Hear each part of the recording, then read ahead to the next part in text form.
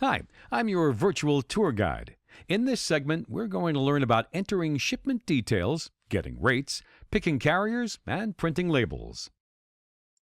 Since we already have our address info entered, we can now add in our pieces and weight information. With this info entered, SendmyShipment has enough information to go out and search rates with the carriers loaded with your accounts. In this example, you can see that we have two tabs that contain FedEx and UPS services. We also have an All tab at the far left, which shows both carrier services mixed together, sorted by price or by speed of service. Here, we have the carrier service names listed. Carrier list rates, or also known as tariff rates, are displayed here. And here, we display your cost pricing with the carriers. This will also reflect any discounts you have with the carriers supplying rates. We can see here that these are sorted by the cheapest to the most expensive. Here we have delivery commitments by service, and down here we can choose to sort by fastest service rather than by the cheapest.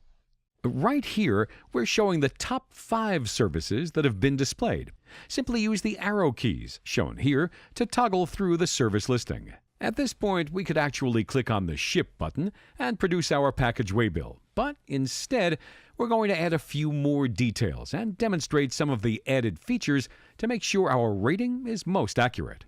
Let's start by adding our package dimensions. We can manually add dimensions by entering in the length, width, and height dimensions right here.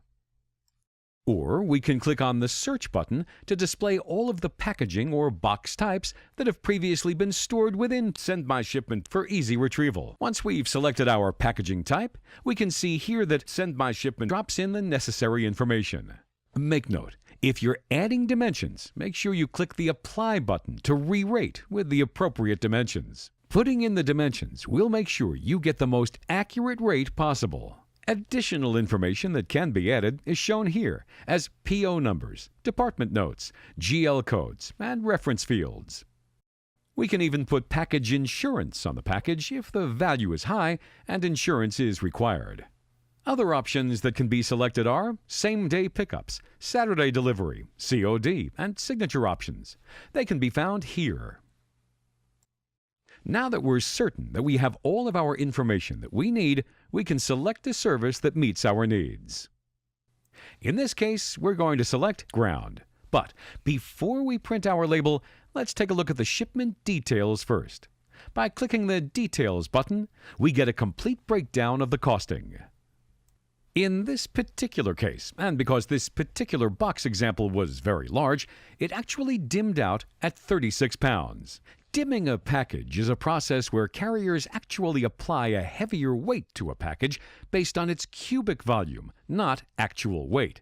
So, your box may weigh 10 pounds, but because it's large, it's billed at 36 pounds. Moving on to the price details, you can see here that the carrier list price is broken down, with the fuel and other surcharges included. Then, comparing that with your price, with any discounts applied, is the price of what you can expect to be charged from the carrier. Once we're happy with the detail breakdown, we click Close, and we're ready to click the Ship button to produce our shipping label.